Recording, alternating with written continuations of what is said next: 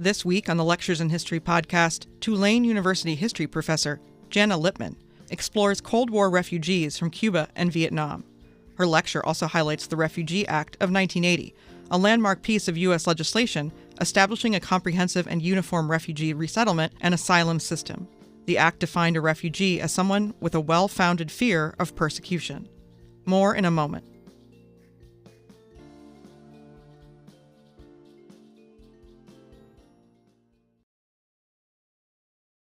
All right, so welcome again, everyone. And today what we're going to be talking about is Cold War refugees. And in many ways, this connects to our conversations we've had up to date. Last class, remember we talked about Mexican Americans and Puerto Ricans. Today we're going to start with Cuban refugees. So this is continuing with our discussion of Spanish-speaking migrants. But today we're really going to be focusing on refugees, and we're going to be looking at Cubans, Vietnamese, and the 1980 Refugee Act. And just to remind ourselves, what group of refugees did we talk about earlier this semester? What have we spoken about? What group of refugees? Sully? Hungarian refugees, right? We've talked about Hungarian refugees specifically during the Hungarian uprising. Remember, the United States admitted 36,000 Hungarians into the United States, and this is part of Cold War policy, right? The idea was because they were seen as fleeing communism, that the United States was willing to accept them as part of this sort of Cold War framework. Today we're going to be looking at Cubans and Vietnamese and really thinking about how these relationships between U.S. foreign policy and migration come together as we think about refugee policy, okay? So that is where we are starting today, okay? Any questions? Okay, so let's begin with Cuba. Again, we talked about Mexican-American migrants largely coming in as laborers and workers, although not exclusively. We talked about Puerto Ricans again, and what legal category are Puerto Ricans in? What do they have, Nick? They can't vote on their main island, but they can vote outside the United States. And what is their political identity? What are they, Samuel? They're citizens. So right, so Puerto Ricans are U.S. citizens, and Nick, you're right. If they're in Puerto Rico, they cannot vote in federal elections. If they're in the United States, they can, but they're citizens. And this brings us then to Cubans, which are one of the other main Spanish-speaking groups that come to the United States.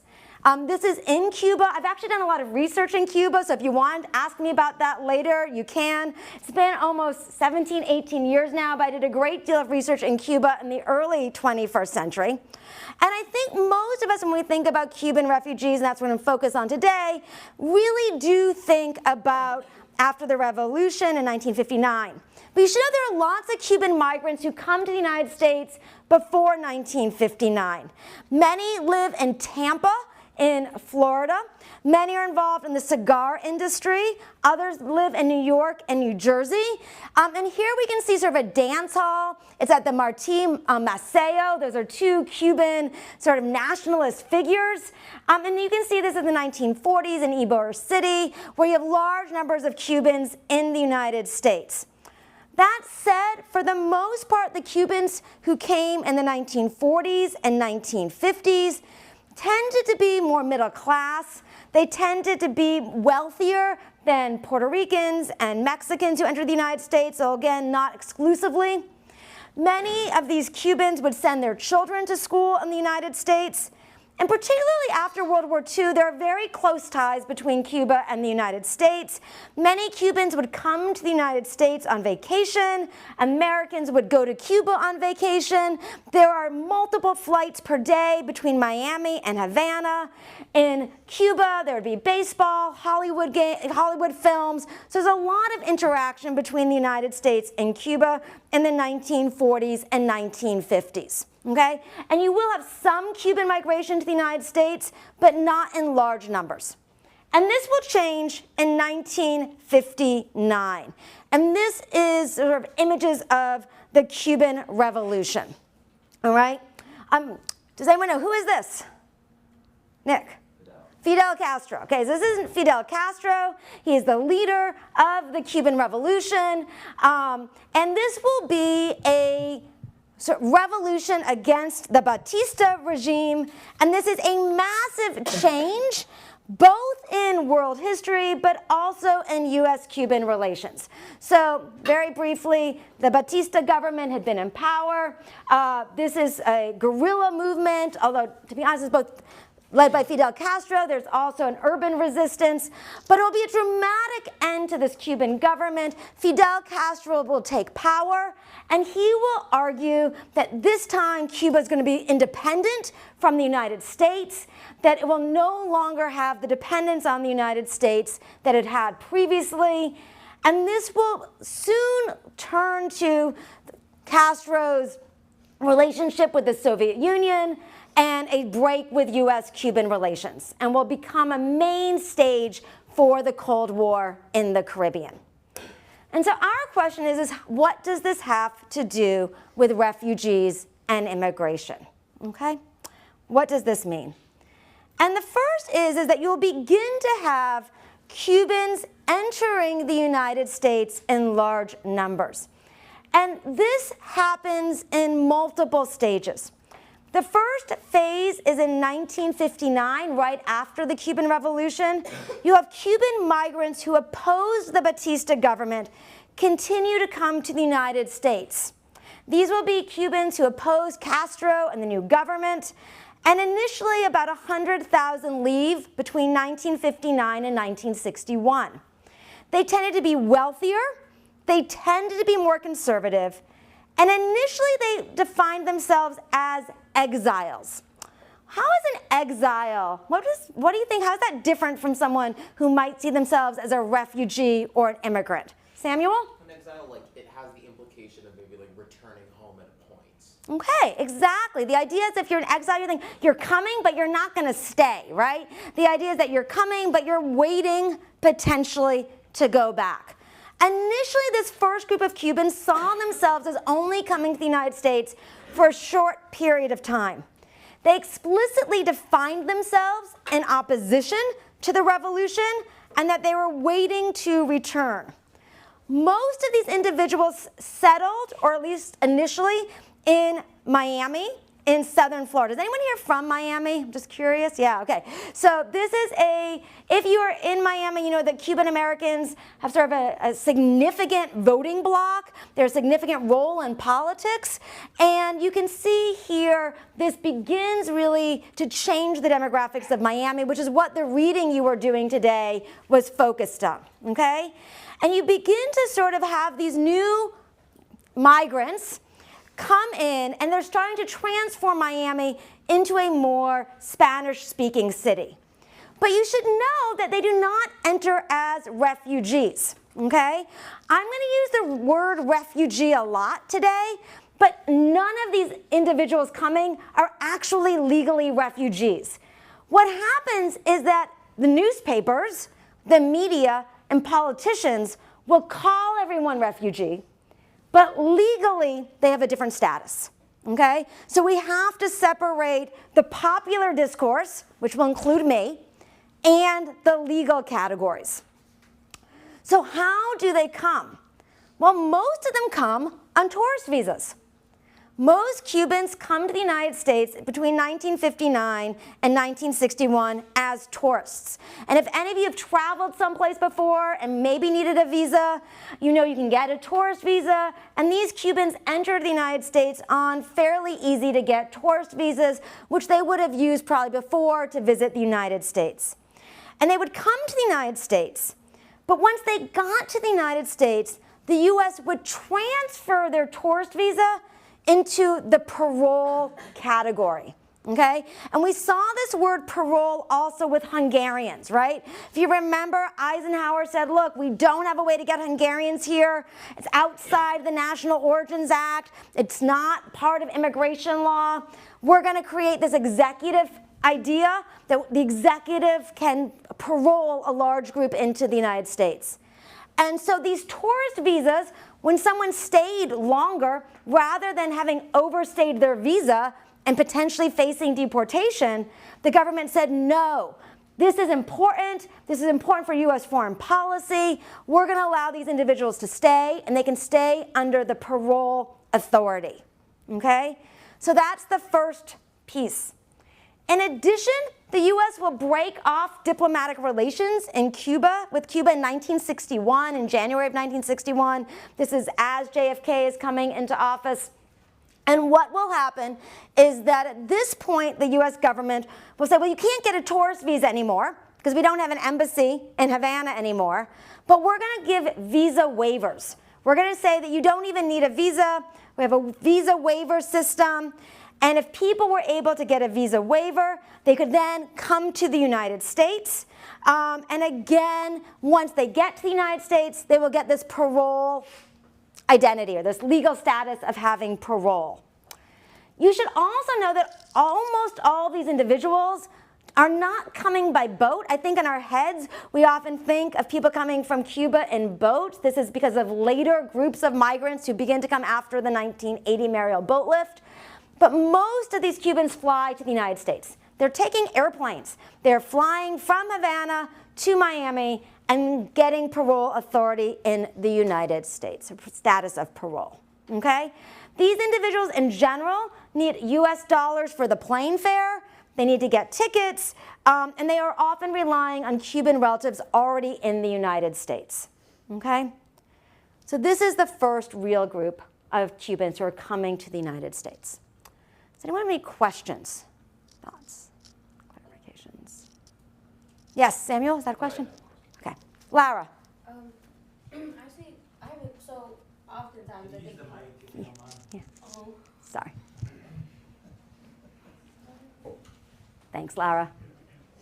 So, like, often I think people think that, like, Cubans or at least Caribbean people tend to come in boats. Like, that's a really big stereotype.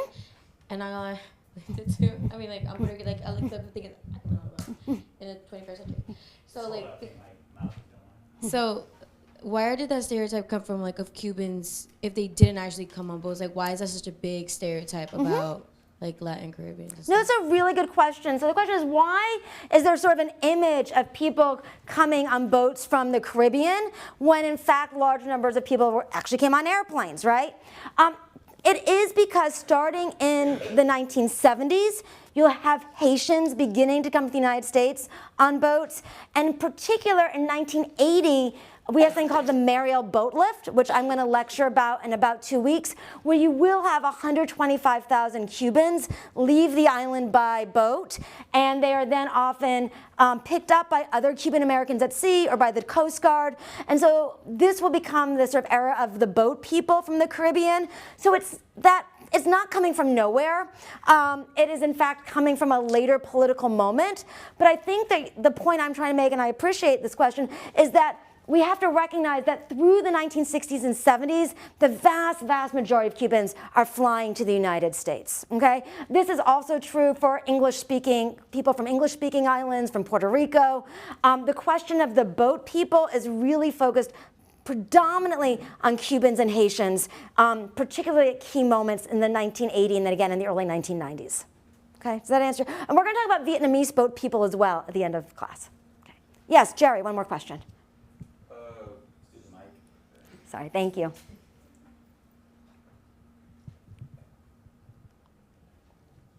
Since Hungarians were also relying on like parole authority, were they also not like legally refugees? That's correct. So the Hungarians, and so this is where we have the difference between legal status and popular representation. So legally, Hungarians are not admitted as refugees. They legally come in under this parole status. But if you look at the newspaper articles at the time, even if you look at government programs, the word refugee is used all over the place. But from a legal perspective, there isn't a refugee provision really at this point in US history. And so the US wants to accept people, and they use that parole category. And we're going to get to the 1980 refugee law by the end of class. Okay? But so then this is, again, it seems sort of in the weeds in terms of like legal questions, but I think it's actually really important because the question of who gets to be a refugee and who doesn't will become very fraught. Okay, good questions, thank you.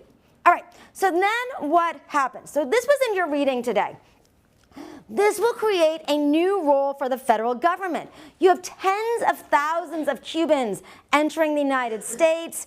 By the end of 1962, I think the number is close to 250,000. So we have huge numbers of people coming in. And the question is, what is the government going to do? And Tracy Voorhees, who is under the Eisenhower administration, and in the reading explains he'd actually worked with the Hungarians. And so Eisenhower says, come on, can you help out with the Cubans as well? And he was reluctant for greater amounts of federal involvement, okay? And he supported resettling the Cubans away from Miami. This was a moment where there was a lot of nonprofit assistance, or what we would call today nonprofits. The Catholic Church was a major source of assistance. It helped with job referrals, English classes, daycare, health care. And we could really see in some ways a question of who should be helping the Cubans? Should it be voluntary agencies or the federal government? And Eisenhower and Voorhees both really want to focus more on private and voluntary aid rather than government aid. But as John F. Kennedy comes into office in 1961, we will get a new program called the 1961 Cuban Refugee Program. And this will provide greater and greater amounts of government support for helping with Cuban resettlement. And we see this with the Hungarians, but this will really grow under the Cuban program, right? We'll get far more government intervention and support to help Cubans resettle. And this means that the government will help provide health services, job training, welfare benefits, food distribution, and adult education. And this was the largest federal response to a refugee crisis, and the government is helping with educational and vocational programs, and also really helping Cubans adjust to the United States. And this is all under the Department of Health and Education and Welfare, okay? So this is really a new role for the federal government.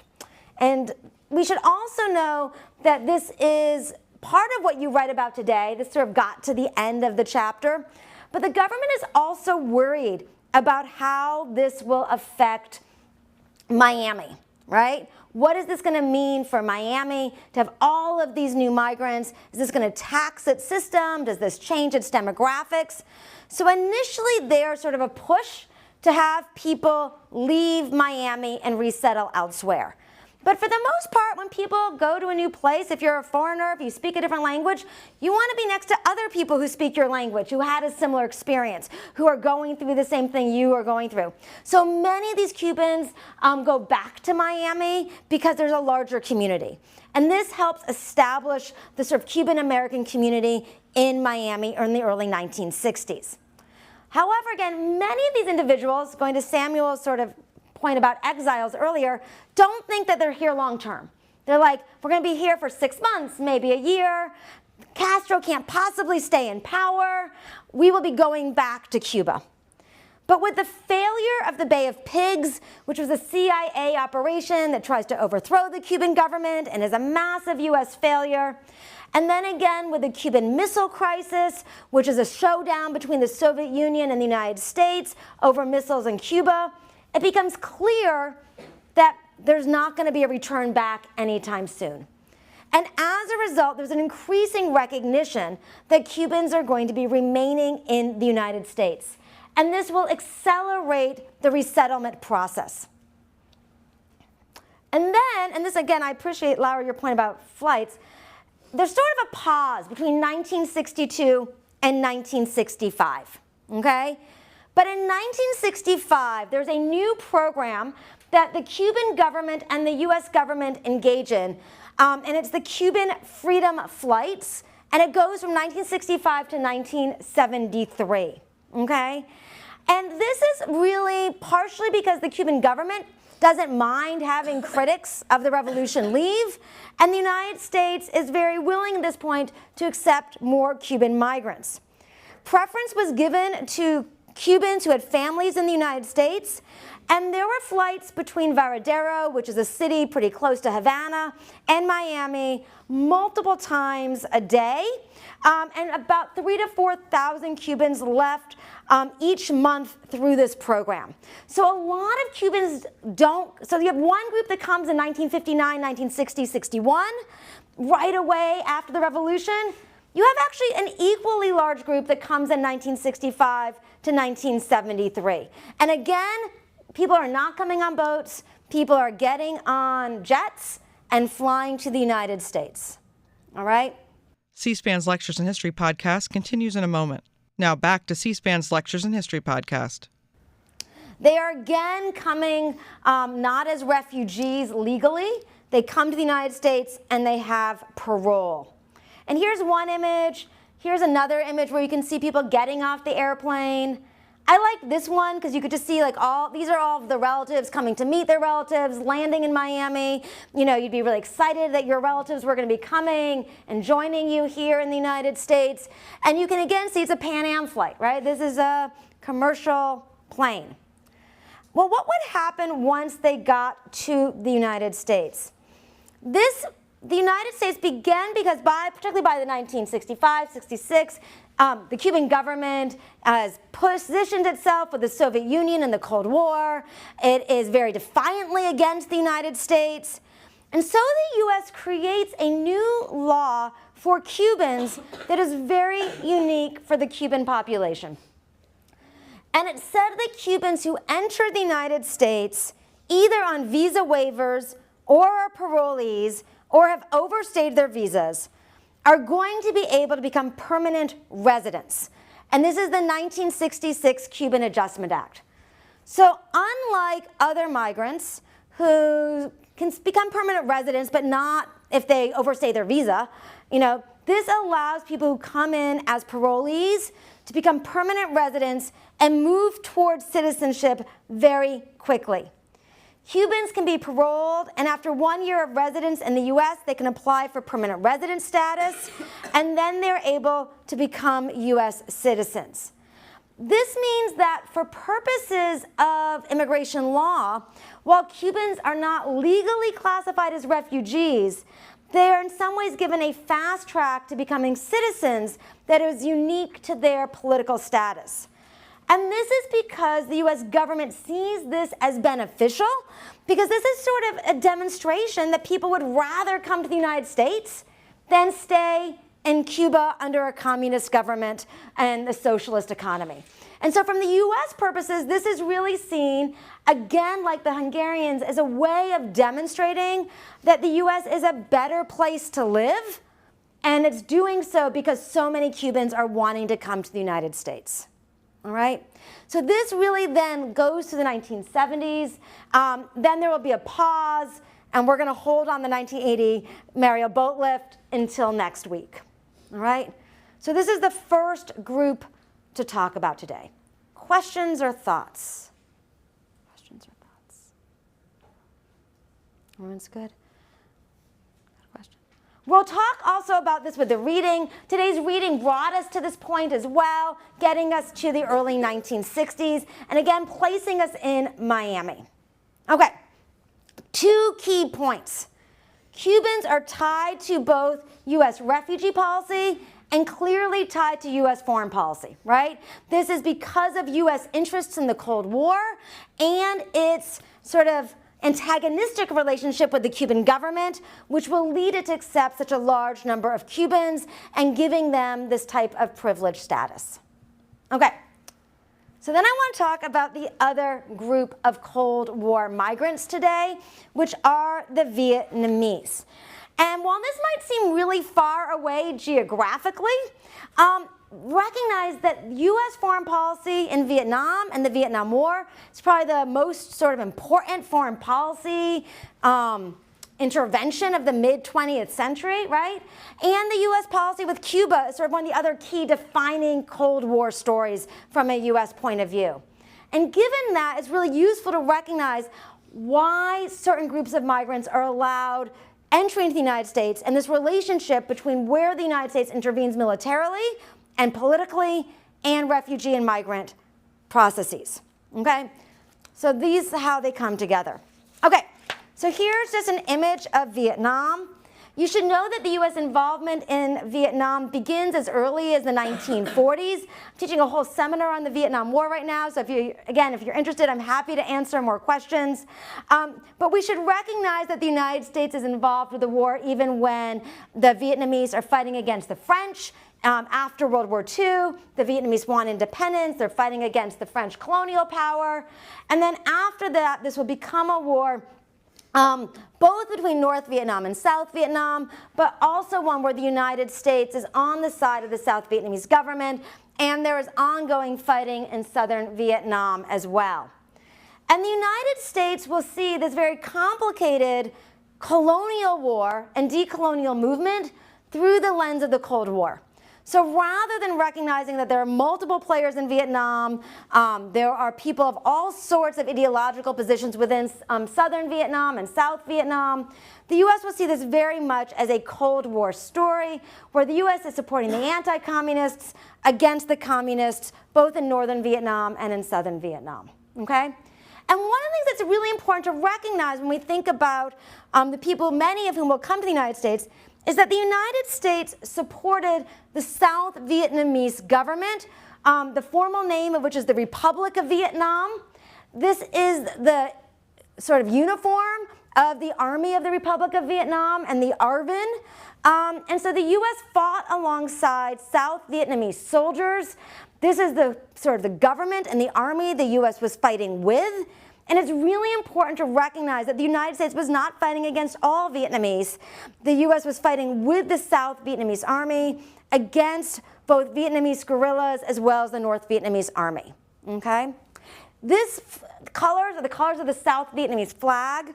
If you've driven around New Orleans, you might have seen this flag. Okay? The South Vietnamese flag is a symbol for many who had supported this anti-communist government in the United States as well. Okay. Nick, was that a question? Okay. Okay. So here we have South Vietnam. This is going to come up in a moment. Okay. So to bring us to the story of the refugees, however, the U.S. withdraws its troops from Vietnam in 1973. The South Vietnamese government will hold for about another 2 years. And in 1975, the North Vietnamese will advance on South Vietnam, and the South Vietnamese government will quickly collapse. Okay? So South Vietnam will collapse, and this will lead to a huge sense of chaos in South Vietnam. What is going to happen to all of the people who've been supporting the South Vietnamese government? The U.S. had been backing this government, they had been fighting with them, and now the North Vietnamese were coming down. What was going to happen? And the United States will feel somewhat responsible for this. There's a sense that these have been U.S. allies for years. How is this going to, in fact, affect the United States, and what is the United States' role in this? So as the South Vietnamese government begins to collapse, the U.S. Attorney General agrees to begin admitting Vietnamese and Cambodian dependents of U.S. citizens under the parole authority. And for those of you who do research on Operation Baby Lift, you will learn more about this if that's the topic that you choose to study. The U.S. government will then ask for support, also from the UNHCR. But the government doesn't want to organize an evacuation because they don't want to demonstrate that the government of South Vietnam is about to collapse, right? If the U.S. begins evacuating a lot of people, it's going to be really clear that this government's not going to last very long. Despite that, however, the South Vietnamese government will collapse, and this will lead to this image, which is a fairly famous image of Vietnamese trying to get into this helicopter as they want to leave the country. How many of you have seen this image before? Many, but not all of you. What do you think about how would you interpret this image? Is this an image of U.S. help? Is it an image of U.S. abandonment? How would you analyze this image? What are your thoughts if you look at this? Yeah, Michael. And if you can just wait for Bill, if you can come up here for Michael. I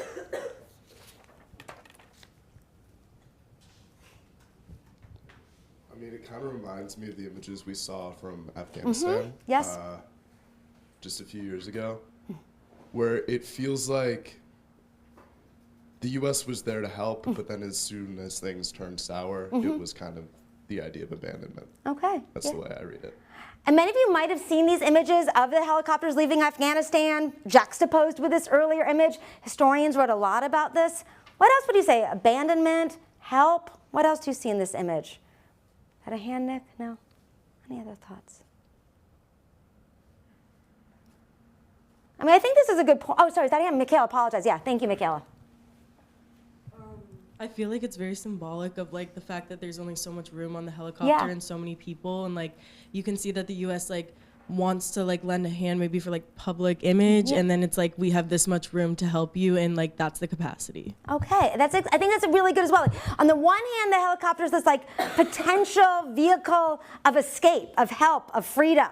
On the other hand, it's clear not everyone's going to get on, right? And so you have this dissonance in the image as we're trying to think about the U.S. role at this moment in 1975. At this moment, about 125 to 130,000 Vietnamese will leave southern Vietnam, South Vietnam, okay? Some of them go by airplane, but it's like sort of, they're mostly South Vietnamese sort of military planes that are like doing evacuations. A lot of people do go by boat in this case and then are picked up by U.S. military craft. Some of them are picked up by South Vietnamese military craft. They are brought to Guam for processing, and then they are brought to camps in the United States. And the United States, in some ways at this point, wants to know, have more regularization. They want to know, how are we going to organize 125, 130,000 people who are all leaving at once, okay? They bring them to Guam first. They're trying to vet them. Who are these people? Are we sure they're on our side? Are they healthy? They bring them to the United States, and they're put in camps in Arkansas, Florida, Pennsylvania, and California. And here's just an image of a camp in California, Camp Pendleton. This is still there. It's a military base in Southern California. And in many ways, this was quite haphazard. Most of the people who left had supported the South Vietnamese government, although there are exceptions. Most of them tended to be wealthier, connected to the U.S. government. And here we can see individuals, again, coming into these camps into the United States. Here again is another image.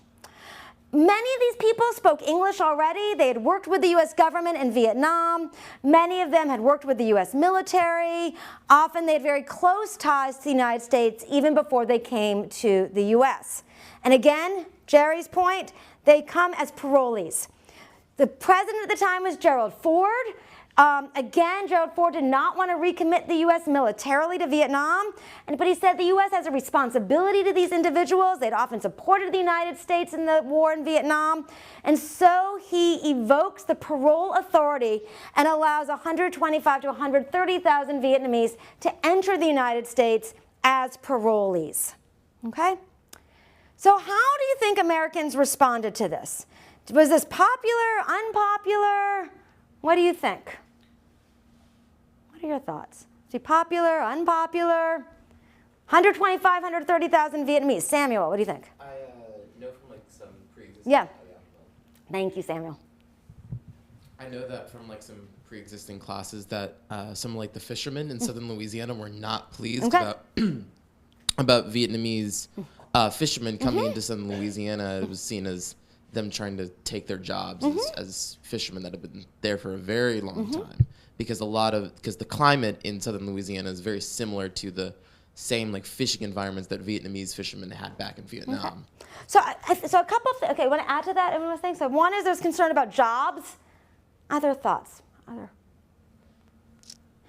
So one thing I want to add to that, a couple of things. One is that is absolutely true. There becomes actually a very violent, very well-known case in Seadrift in Texas, where there's this competition between Vietnamese fishermen and local Cajun fishermen. I just want to push back a little on the weather point. There are lots of, for example, Cambodians who are settled in Minnesota. Okay, so we're not only thinking about climate here, but also we're going to see here the government's going to resettle people far more dispersed as compared to the Cubans, but you will have people coming for jobs. So there's fears of job competition, okay?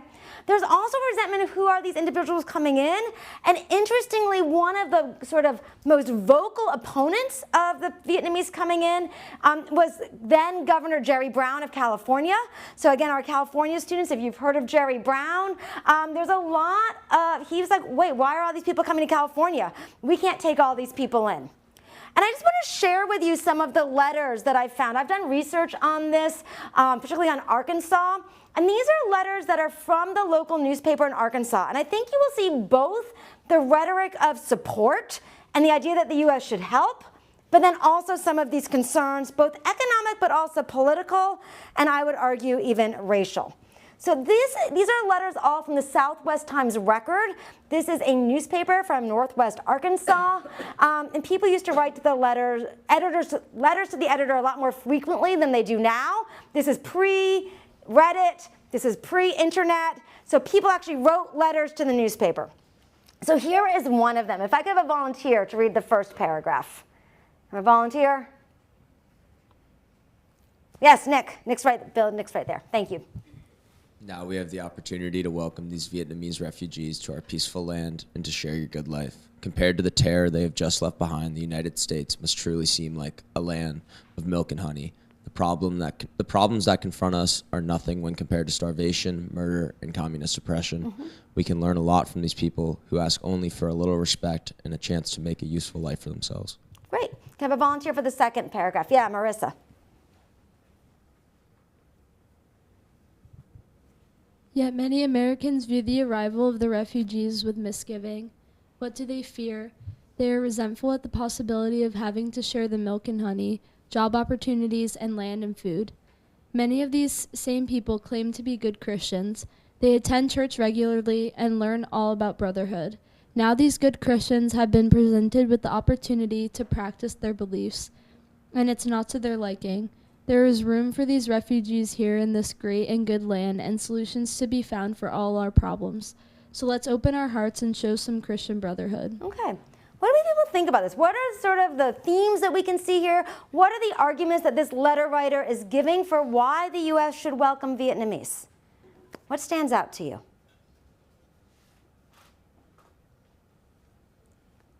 What do people say? Yeah, Samuel, thank you.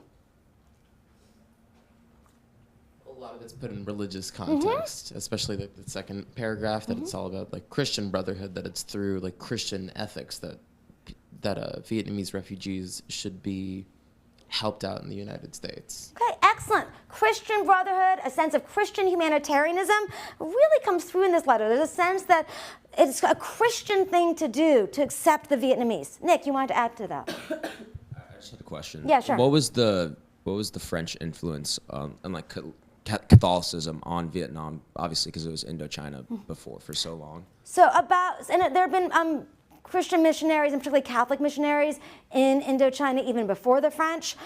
Vietnam had about a 10% Catholic population. The Christian population in Vietnam is disproportionately Catholic. And in addition, of the Vietnamese who come to the United States, a disproportionate number of them are Catholic, so more than 10%. I think the number's closer to 50%, although I'd have to look that up specifically. So it means that the Vietnamese coming to the United States were disproportionately Catholic. You should know that this woman most likely is Protestant in Northwest Arkansas, but you can see that she's making a sort of a religious affinity here, okay? Really good point. What's another reason why there's an argument that Vietnamese should come to the United States? How is the United States being positioned? Yeah, Laura. And if you can, thank you for waiting.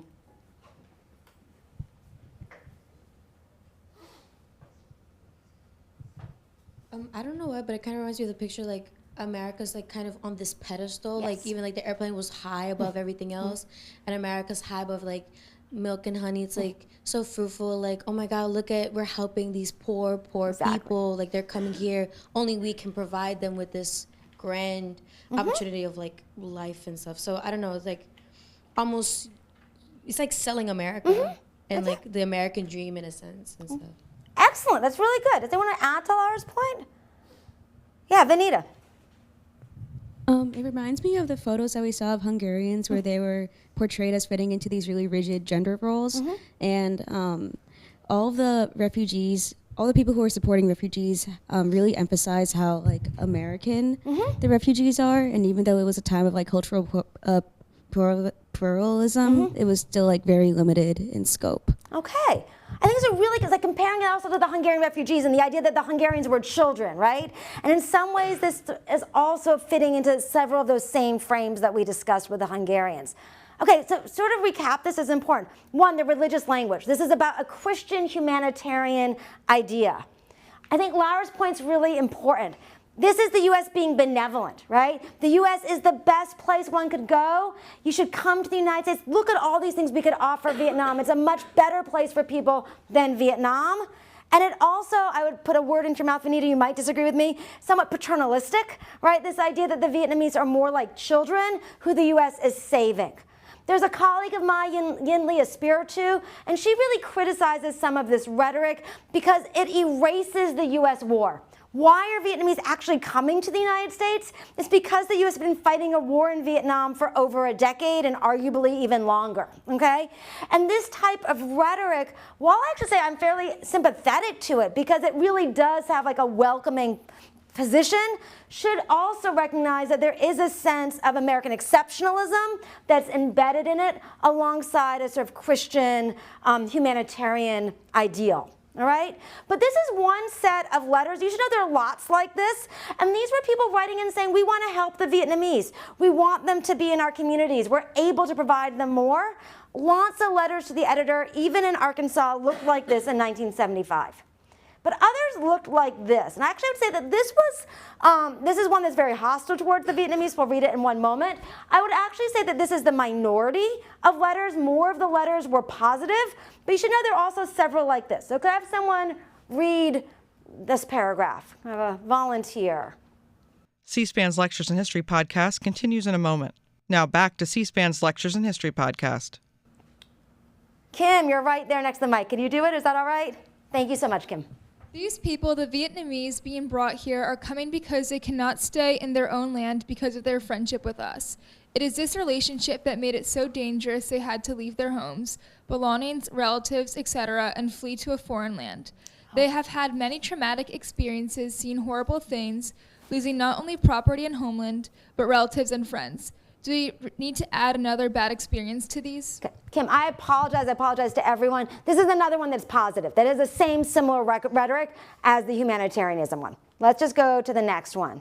This is the counter. Kim, do you just mind reading one more? It is believed that when refugees of the Far East arrive at Fort Chaffee, it will be a very sad day to remember for the American people, not the other people. Great. Can someone else read the next paragraph? Lauren, do you mind? Thank you, Lauren. Can this really be happening in the land of opportunity? Are we really going to replace our loved ones with some of those we have disfigured on the other side of the world? Great. Jessica, do you mind reading the next one? The people of Arkansas might as well realize what they are sacrificing, bringing these people over to this fertile country. The day will come when there will be booby traps in the Ozarks and sampans on the Arkansas River. Okay. What is this letter writer afraid of? What are they saying in this letter to the editor? Yeah, Jerry. I guess. Like they still see like the Vietnamese as like enemies to the United States, and they think that they're going to like attack Americans like how they did in Vietnam. Okay, exactly. They're saying that this is going to bring an enemy population in. This is a sense of suspicion of the Vietnamese who are coming in. Why is this really unlikely to be in the least bit accurate? What is this letter writer not recognizing? Who are the Vietnamese who are coming, Sully? The refugees were from South Vietnam and not North Vietnam. Exactly. The Vietnamese who are coming in were U.S. allies. Okay, they're coming from South Vietnam, had supported the United States. But this is how we can see how the enemy is racialized, that all the Vietnamese coming in are seen as the enemy. And it was very difficult sometimes for Americans who'd been seeing the Vietnamese as the enemy to recognize that the Vietnamese coming to the U.S. had actually been U.S. allies, okay? You can read just the next two paragraphs of this. Can someone standing next to Bill? Nick, thank you so much. The people of the United States do not realize that the people have a different menu. The menu for them over there is a dog, and a cat is a delicacy to them. And if you think the price of rice is low at this point, wait until they're added to the food stamp roll. Okay, great. Can someone read the last paragraph? Thank you, Armand. It seemed to me when I went over there that I was going to keep them from getting closer to the United States, but now that I think about it, they almost beat me back. Okay. What do you think about this language? It's the same letter. What are the arguments that are being made here? Maybe you're making some faces. Yeah, Samuel, you can help us out. I think it's saying that like the first one is saying that like the Vietnamese way of life You're right. and Vietnamese-ism, Yeah. for lack of better words, is incompatible with the American culture. Okay, exactly. They're other, they're foreign, looking at the foods that they would eat, right? What else do we see here? Yes, Lily.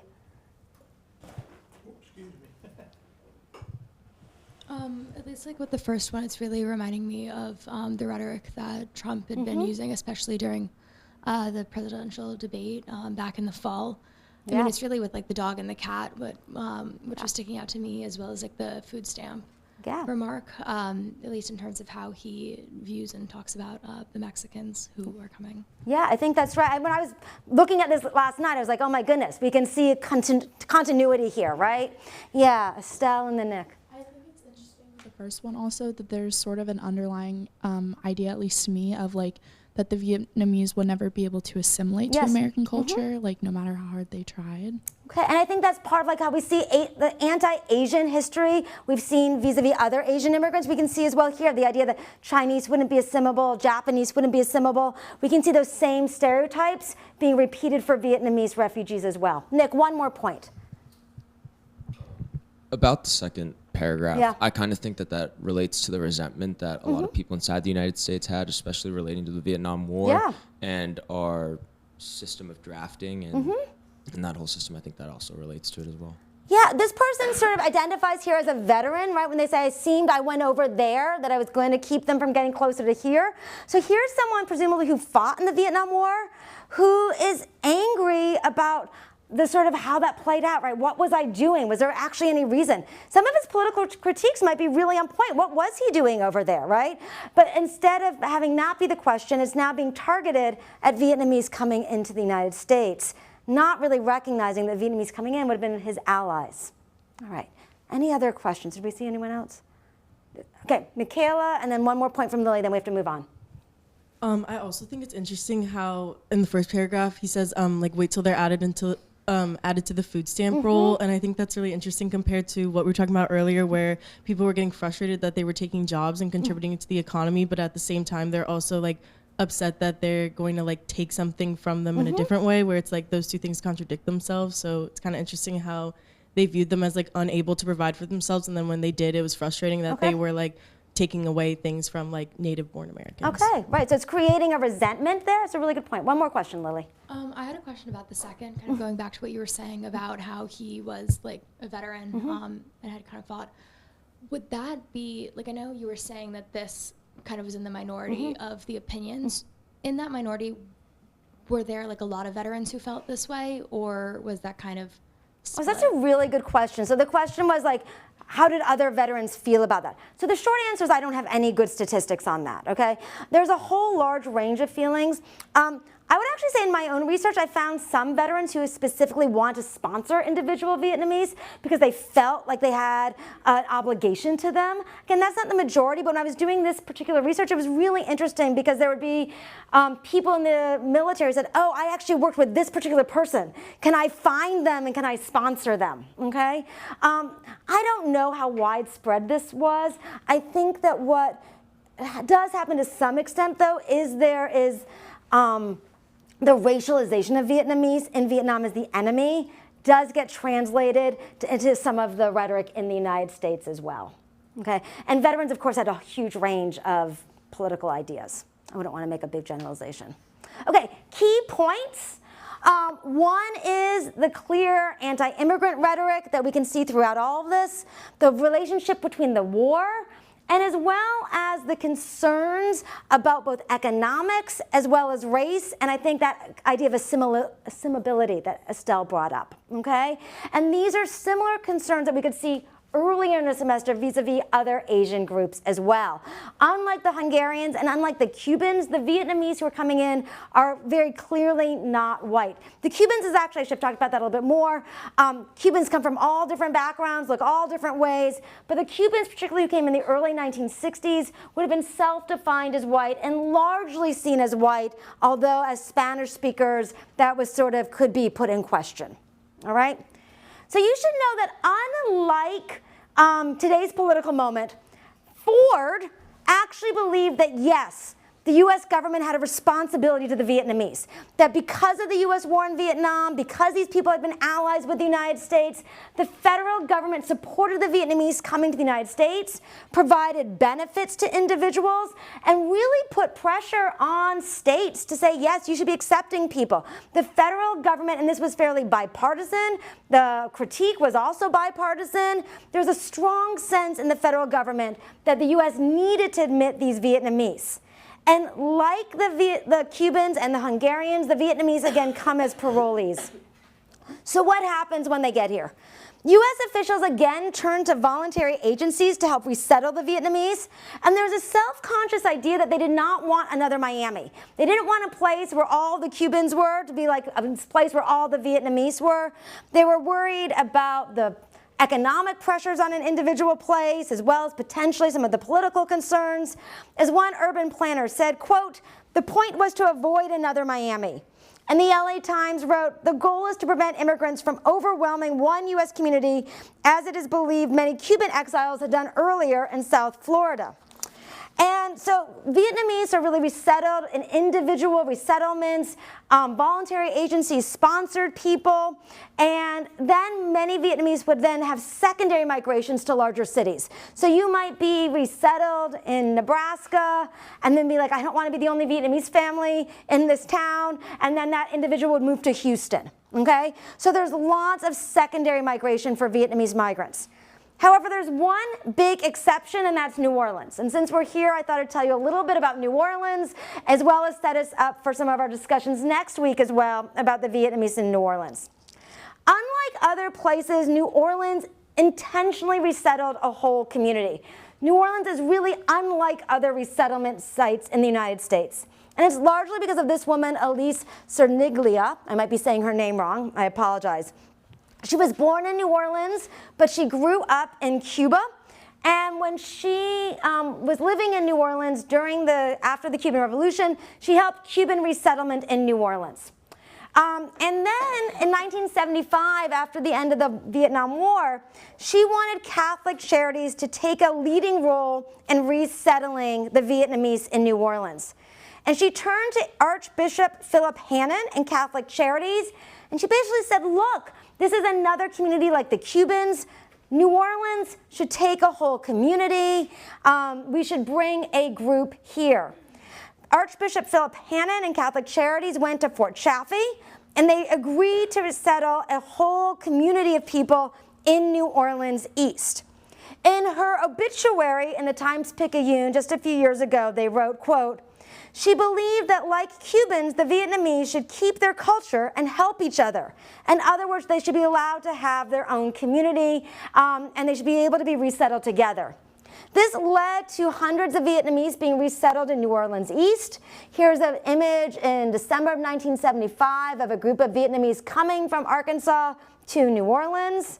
And here's another picture I found last night about Vietnamese children learning about Mardi Gras in New Orleans in 1976 in their English class. We're going to be talking more about this next week. I really encourage you, some of you for your field trip assignment, to go to the HNOC's exhibit about the Vietnamese community in New Orleans. But this, you should know, is unusual. Most communities do not accept hundreds of Vietnamese at once, like New Orleans. This was really, again, speaking of the idea of Christian and Catholic identity and humanitarianism, was because of a proactive role that Catholic Charities and the Archbishop took at this moment to resettle a whole community. Okay. For the Vietnamese, you should also know that another law like the Cuban Adjustment Act was passed in 1979. The U.S. passed a law that allowed for the Vietnamese who had parole status to regularize their status so they could become permanent residents, who would then become U.S. citizens. This took an act of Congress. And going to Michael's point about Afghanistan, you should know that right now Afghan migrants in the United States are also on sort of a limbo status. Some are under humanitarian parole, others are on special immigrant visas. But it would take an act of Congress to allow them to become permanent residents. And at the moment, Congress has not acted on that. Okay? So to go from being parole to a permanent resident, Congress needed to pass a law. This happens in 1979. Okay, questions, thoughts? Okay, yes, Julianne. I had a question that I left on my perusal annotations. Yep. Where else can you see examples of like Catholic charities helping immigration groups, like maybe not just Catholic charities, but maybe other like Jewish organizations? Like, was that something that was going on in New Orleans or maybe in Miami? That's a fabulous question. So at this time, what will happen is that they're called VOLAGs, which is voluntary agency. We tend to use the word NGO now, but in the time we called them VOLAGs. And they were often religiously identified, although people of all different religious backgrounds often worked with them. So we had Catholic Charities, you had Lutheran Immigration and Refugee Services, you had HIAS, which was the Jewish organization, Hebrew Immigrant, I forget exactly what it stands for. You have HIAS. And so you also had World Council of Churches. So you had varieties of religious and faith-based nonprofits that would contract with the government to help with these resettlement sites. And this was all over the country. And again, it was disproportionately religious identified voluntary agencies. Catholic Charities is one of the largest, but it was not alone. Okay. All right. I want to make sure we get to the 1980 Refugee Act, so please bear with me. So then, we've seen here all these exceptions, right? In 1950s, we get parolees under the Hungarians, and we get Cubans come as, again, through these special visas or overstays, and then the Vietnamese. And then this, in some ways, hits the head in the late 1970s. In some ways, Laura, this goes to one of your questions. Most of those Vietnamese who came in 75, even if they're on a boat, it's for a short period of time. They're picked up pretty quickly. They're flown or brought to Guam, and they fly from Guam to the United States. But in the 1970s, 78, 79, more and more Vietnamese are leaving the country. This is because of a range of changes in Vietnam. You have the Communist Party, in some ways, clamping down in Vietnam. The Vietnamese government will go to war with China. You have had South Vietnamese people who've been in re-education camps or released. So you have numerous changes within Vietnam that will lead to larger and larger numbers of Vietnamese wanting to flee the country and not wanting to live in Vietnam under the Vietnamese government, which was a communist government in the late 1970s. And these Vietnamese will go in small boats, which is where you will get this image of the boat people, or the Vietnamese boat people.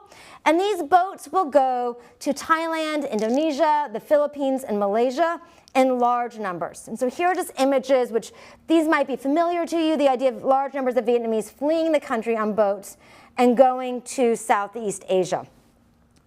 And when they would get to Southeast Asia, Malaysia would say, well, why should we take all these individuals? They're here because of the US war in Vietnam. Indonesia would say, why do we take all these people? These people are here because of the US war in Vietnam. The United States, you should take care of this. And so the United States began admitting Vietnamese who were in these camps. And this number will increase over time. The president at the time is Jimmy Carter. And he will see accepting the Vietnamese refugees as a matter of human rights and a matter of US responsibility. Carter will say, quote, "This is a challenge to the conscience of the world. Refugees are the living, homeless casualties of one of the very important failures on the part of the world to live by the principles of peace and human rights. To help these refugees is a simple duty." And Carter and the Carter administration will begin to admit the Vietnamese in these camps in fairly significant numbers. For example, in 1978, he paroled 7,000 Vietnamese into the United States, but by April 1979, he brought in 7,000 a month, and this then added to 14,000 a month, so the numbers really were fairly significant. You should know that, again, in the United States, this was not particularly popular. One statistic I saw was that in 1977, about 79% of Americans wanted the level of immigration reduced, okay? But Carter's the president, and he's saying this is about human rights, this is about U.S. responsibility, and the U.S. has a special responsibility because of the war in Vietnam. We're going to keep taking in Vietnamese refugees. But Congress is conflicted. Or Congress, particularly Democrats in Congress, both want to accept the Vietnamese refugees, but they want Congress to have more authority. They say this shouldn't just be the role of the executive, this shouldn't just be an exception every time. Rather, the United States should have a clearer refugee policy, which is separate from its normal immigration policy because of the humanitarian nature. And so as a result, in particular, 2 Democratic congresspeople will lobby for a national refugee bill for the first time. And this is Ted Kennedy, who is a senator from Massachusetts, John F. Kennedy's brother, and Elizabeth Holtzman, who is a young congresswoman who was an anti-Vietnam War activist, and she goes to Congress, and this is an article comparing her to Ocasio-Cortez. You can decide if you agree with that or not. She's still alive. But she comes to Congress, and the 2 of them want to see refugee legislation passed, and they're able to get support not only from the Carter White House, but speaking to Julianne's question, National Catholic Welfare Conference, the Hebrew Immigrant Aid Society, Church World Services, Amnesty International. Essentially, the liberalizers that I was talking about earlier are coming together and say, yes, the U.S. should have a refugee law. And there wasn't a lot of opposition, okay? If you can hold on one second, sorry. There's not a huge amount of opposition. In some ways, this is because even more conservative politicians who did not want a lot of immigrants or refugees come to the United States wanted this to be more organized, did not want this to be only under presidential authority. So there was broad bipartisan support for the 1980 Refugee Act, even from people who might not have been supportive of large numbers of refugees entering the United States. And so on March 17th, 1980, Jimmy Carter will pass the 1980 Refugee Act, and this will be the first bill, or major bill, that really creates a refugee law in the United States. And this is still the law governing refuge and asylum in the United States. So I'm going to talk about it in a second, but Sully has a question. I was just going to ask, where's Elizabeth Holtzman from? New York. She's from New York City. Yeah, she's from New York City. Yeah. Okay. Any other questions? All right, so to get into this bill and what it looks like, this is the 1980 refugee law. It does several key things. First, it asserts Congress's power over refugee policy, and it says the president shouldn't get unilateral decision over refugee policy. It should be more regularized. Rather than just responding to crises, the U.S. should have a mechanism to admit refugees into the United States. Secondly, for the first time, it gives a definition of refugee that is in line with the UNHCR, which is the UN High Commission for Refugees, and it defines refugee as a person with a well-founded fear of persecution. It does not include anti-communism, even though that is largely how refugees have been defined in the United States. And it will actually continue to be how it's implemented, but from a legal, straightforward statement, it does not directly tie refugee identity to communism or anti-communism, but rather than that, it's a well-founded fear of persecution. Next, it sets a ceiling for the number of refugees per year in consultation between Congress and the president. In 1980, it set at 50,000. Carter's going to blow that up to much higher numbers. Then it's going to come down to about 100,000, and under President Trump, it will drop to very low numbers. But it's supposed to be a consultation between the executive and Congress to set the number of refugee spots per year. It also provides federal funds for refugee resettlement. It sets up the Office of Refugee Resettlement, so it says the federal government will continue to support this. This is again because of the idea that unlike immigrants who are not allowed to enter the United States if they're seen as being a public charge, people who immigrate to the United States are supposed to be financially self-sufficient or have a sponsor. For refugees, the thought is maybe they have no money. They're fleeing. They might not have any resources. So the federal government provides some support. I should say that it is, it's not huge, but the federal government says, yes, like we could provide help with housing, food stamps, job training in the initial months that someone arrives. And then the other piece, which we're going to talk a lot more about later in the semester, is it creates a formal mechanism for asylum claims for people already in the United States. And this is an unintended, this will admit far more people than the people who wrote this law initially imagined. And the difference in refugee law is a refugee is someone who is outside the United States who could then be admitted into the United States. So for example, in the cases we're talking about, Vietnamese refugees in camps in Malaysia would get a refugee designation. The US would say, we're going to take 50,000. They would go to those camps. They have 50,000 people, and they would allow them to enter the United States. This is also used for people from different places in Africa. It's even thinking about, this is the idea, the refugees, you're outside the US, you're already designated a refugee, and then you're allowed in, okay? Asylum is you're in the United States. Maybe you're in the United States, and you say, if I go back, I will face persecution. And so you make an asylum claim once you're in the United States. A lot of the debates over refugee and asylum policy today are about people claiming asylum in the United States. So say someone from Honduras who comes to the United States and says, I am fearing for my life, I'm facing political persecution. If I go back, I will be persecuted. That person is already in the United States. They're claiming asylum on the basis of this law. Okay? So it creates essentially two different tracks for someone to get protection from the US government, either as a refugee or as an asylum seeker. All right? This is just so you can see a chart. This is from the Migration Policy Institute.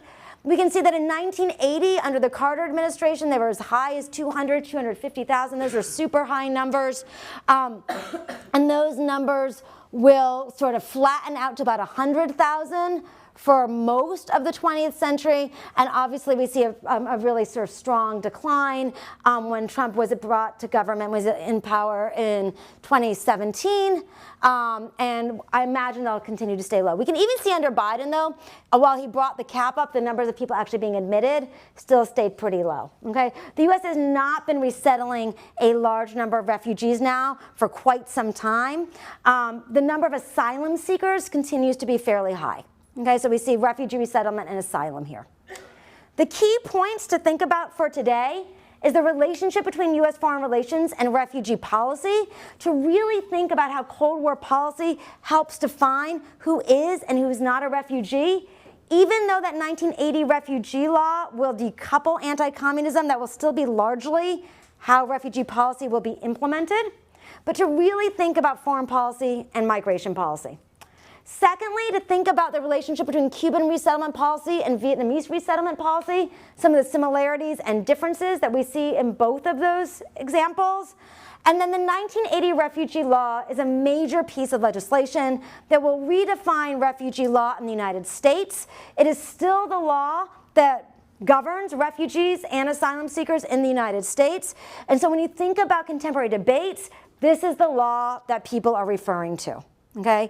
This is the law that creates a refugee policy in the United States. And it's passed under Carter, again, had bipartisan support, and it's passed in 1980. Okay. Any questions? Okay. You should know that the law is very quickly met by sort of events outside of its control with the Mariel boat lift, which will lead to a whole nother set of legal categories. But I think that is where we're going to end today. So I want to say thank you. Good. Okay, so students, if you don't say for 2 seconds, thank you to our C-SPAN folks. Okay, so thank you all for participating. Thank you for asking questions and being game for this experiment.